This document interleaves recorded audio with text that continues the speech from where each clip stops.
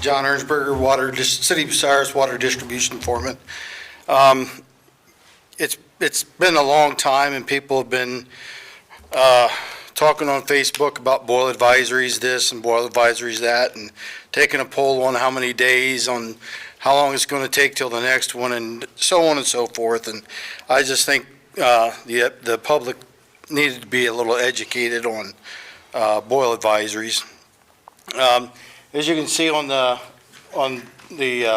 spreadsheet that I made, prior to 2017, anything was a boil advisory. If there was a depressurization, which consists of, according to the EPA, anything below 20 psi in the water system, it was a depressurization. It was automatic boil advisory. About 2000, it was either 2018 or 2019. They came out with 4 different types of water leaks.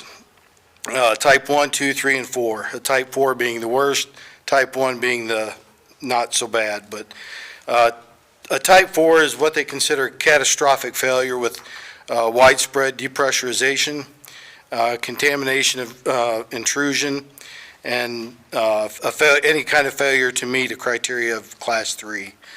A Class 3 is considered a loss of positive pressure at the repair site, depressurization adjacent to the repair, an uncontrolled shutdown, signs of possible contamination, intrusion, and a failure to complete the event response for a Type 2. Now, what they consider an uncontrolled shutdown is something if we've had water mains that'll blow big enough to you can park a car in the ground. We have to shut it down right away because we're losing water in the tower. That's an uncontrolled shutdown. We can't do anything about it. I'm not going to put anybody in a hole to fix it live at that point. So it's just common sense. But so that's considered an uncontrolled shutdown. A Type 2 is a controlled component repair, meaning that if we dig down, we excavate the ground, we can dig around the pipe with the water that is coming out, and we can get down below the pipe, cut the pipe out of the bad section out, or repair it without any intrusion, and we could get down to it, shut it down. As long as the water and the soil is below the pipe, then we can shut it down. That's a Type 2, and there's no signs of intrusion. Then you have a Type 1, which it's a controlled pipe repair. It's good enough you can fix it live. Now with these 4 different types, a Type 4 and a Type 3, you have to issue a boil advisory. It's automatic. You can't. There's no way around it. Type 1 and 2, boil advisories are not issued. They don't have to be issued, but you have to take when the repair is fixed.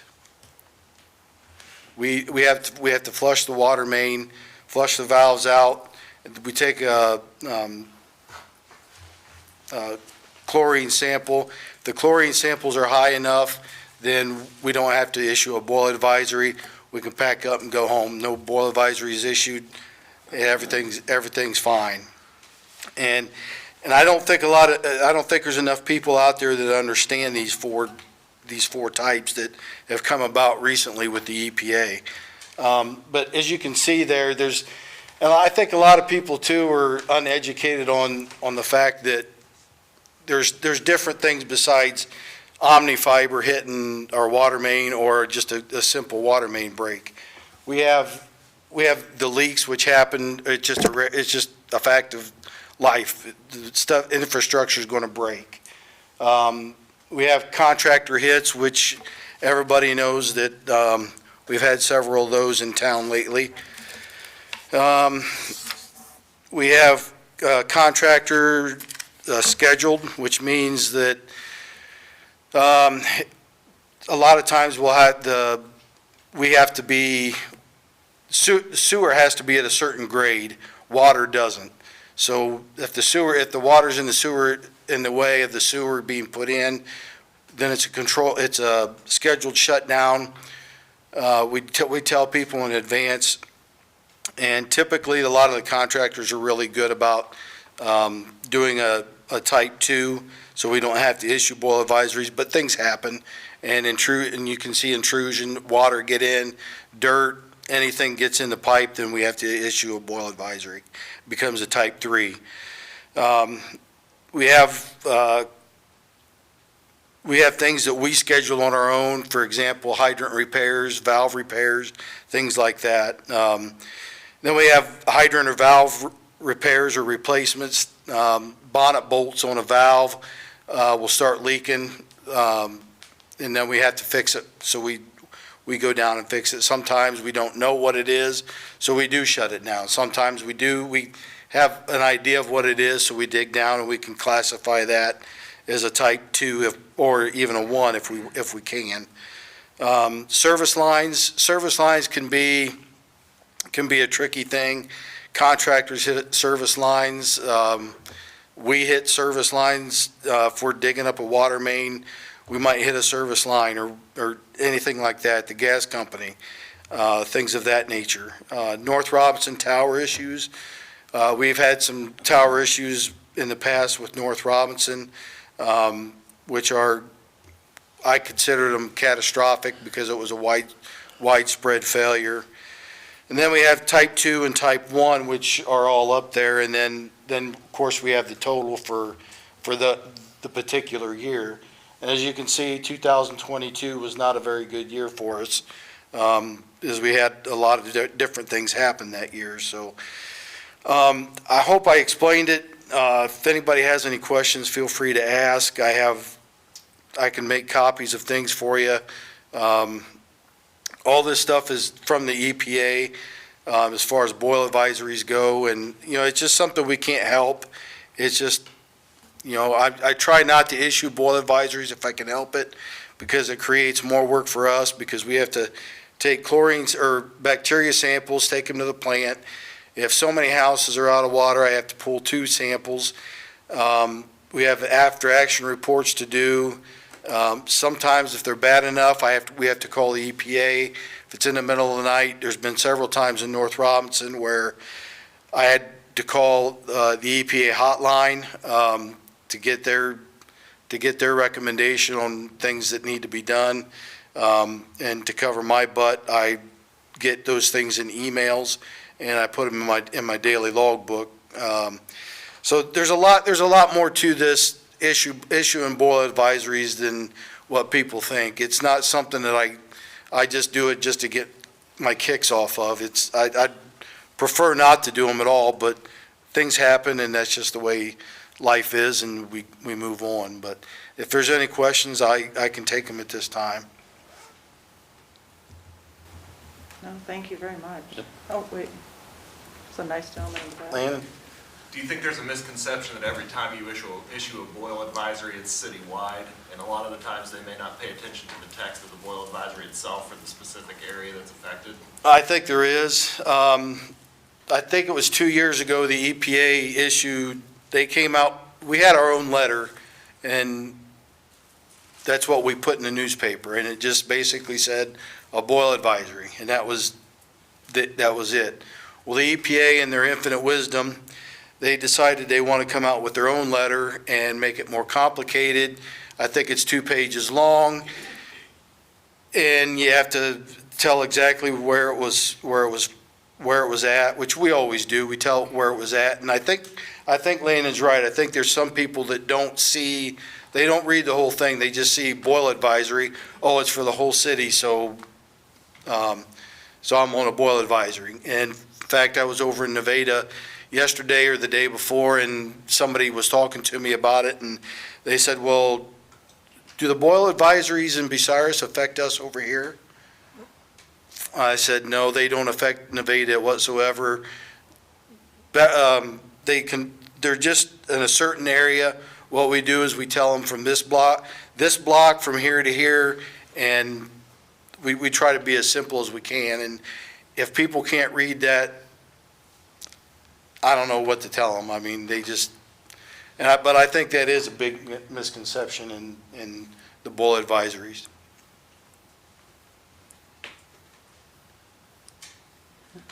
I can tell you just from like a resident's point of view, and I've gotten many boil advisories. I live over on All Miller Drive, but it's always for the same thing when I get boil over advisories, and it's for sewage overflow. So where does that fall in on the issues list? It's like sewage overflow is the reason. We don't issue boil advisories for sewage overflows. So what's that from? I don't know, it says from sewage overflow. It's a CSO. Yeah, something like, oh. Oh, from the CSOs? I don't take care of that. That's a Jeff Dunn question. How did you receive that? I thought it was on the website, and then the text messages that I get, there's boil advisory for sewage Jim overflow. would write, It's likely just a notification that the CSOs are activated. Right, cool. It's raining, so don't go into the. Right, I That agree, doesn't but affect regardless, your there's gotta be drinking more water. people like me that I don't drink the Visayas city water because I think that I'm drinking fecal matter. And I don't let my kids drink it either, and so there's a lot of people that have that fear, like, right? It's like, you're gonna get sick if you drink this, and, people are bathing in it too, water absorbs into your skin and Right. into your body, and everything that's in it, including that chlorine and everything like that soaks into the human body when you Right. bathe in it too. You can't boil your shower water. Well, I mean, you can. but I it's can just guarantee you not. that you're not drinking fecal matter. I know, but that's what I'm saying, if they- you get that hint, like, or whatever, even if people don't know what it is, then that's what they're gonna think, so. Right. I can tell you that's just from my Right. perspective. And I wish people would read the entire thing, and I actually tried the letter that the EPA gave me, I didn't like it. I told them I didn't like it. I told them I'd rather not use it. They said, you're going to use it anyway. But I altered some words, kind of took out some sentences that just were redundant or stupid, just in my opinion, to be there. I resubmitted to the EPA, asked them if this was sufficient in my changes, and they agreed with me and said that the letter was fine. So the letter that you see is not the actual letter that the EPA wants us to put out, but they allowed me to change what I did, the changes I did make. How many different ways do you put out boiler advisories alerts? We put out, when a boil advisory is issued, I have, I think, 21 or 22 people that are emailed. The mayor, service director, WQEL, the newspaper, it goes in Crawford County now. If it's on a weekend, I know the radio station and newspaper's not going to get it.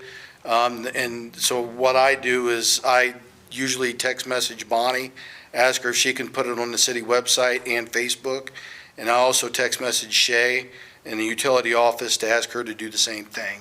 And there are times if I can, when I'm done and we're back at the garage, I'll issue the boil advisory when I'm finished, when we have everything fixed and we're leaving for the day. So I try my best to get it out there as quick as I can, and where it's at. And there are times when we can notify people when the water's shut down. There's times when we can't. And I know that upsets a lot of people, but, I can't, if water's blowing out of the hole 3 foot high, I'm not gonna go knocking door to door before I shut the water down. It's just, to me, it's common sense and it's not gonna happen. Okay. Any other questions? Any other questions? Thank you. Thank you.